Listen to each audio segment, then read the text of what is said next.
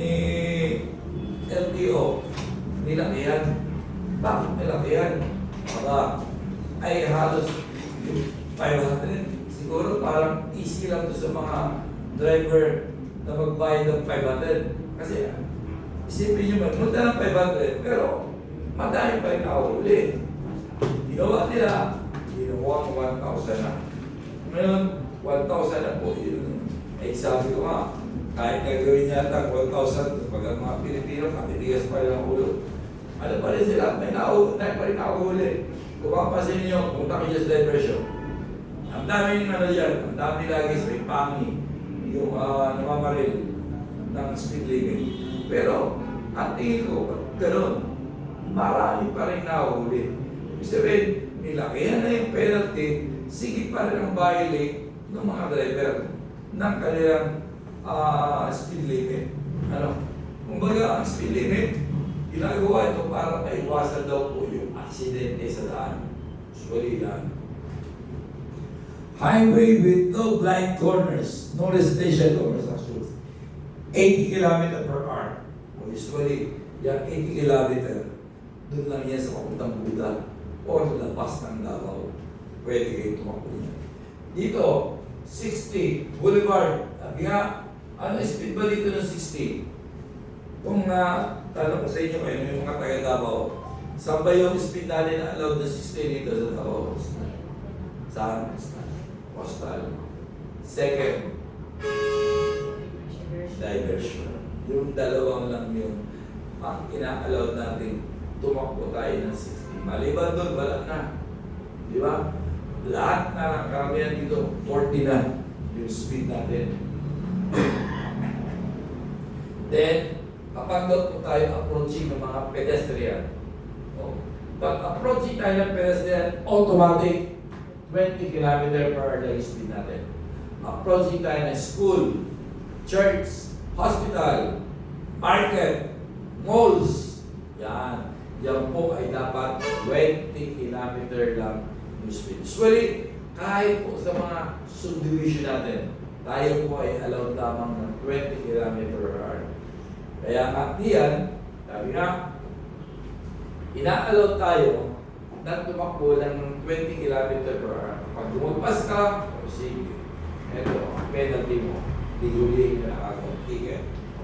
Kaya, napakahalaga dito, sabi nga, dito sa Davao, napakahalaga, sumunod ka na lang sa speed limit. Kasi nga, ang dami man dito nakadiktoy para mahuli ng speed limit.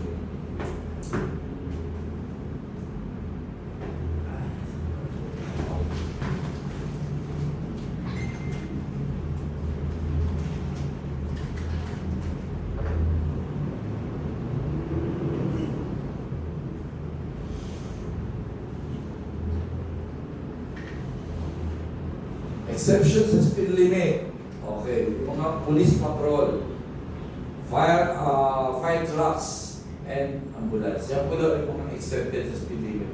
Even though kayo, ng mga private vehicle, ay pwede ma-accepted sa speed limit. Pero how? Kapag may emergency ka, may dali ka sa hospital, accepted din kayo sa speed limit. Ano? Pwedeng lumagpas kayo ng 40 or 60 kapag kayo may dadalhin sa hospital. Regulatory sign. O, ito yung bibigay direksyon kung saan kayo mapunta.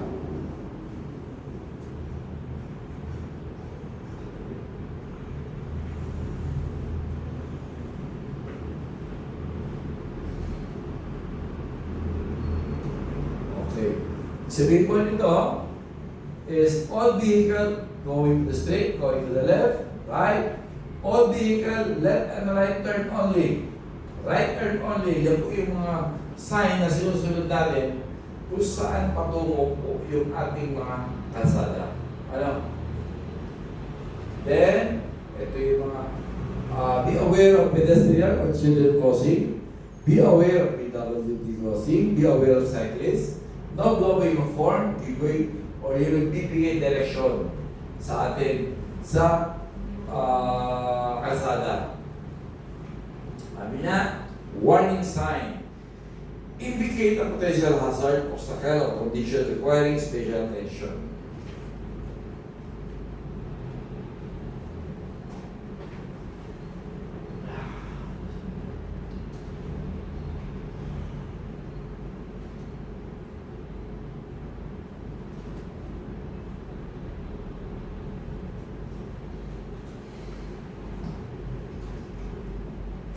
Okay, warning sign pa rin. Okay. I-indicate nyo nga kung anong sign nito. Uphill sign, downhill sign, opening bridge ahead. Uphill sign. Then, ito kaya, pedestrian crossing ahead, PWD crossing. Yun, lahat kayo mali. May increase ang kayo dyan.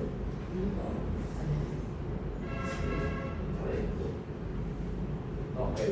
Kasi, bakit? Pedestrian crossing. Meron siya triangle.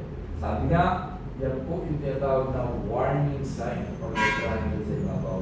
Ano? Kaya siya ay pedestrian crossing ahead. Ano? Pag sinabing pedestrian crossing,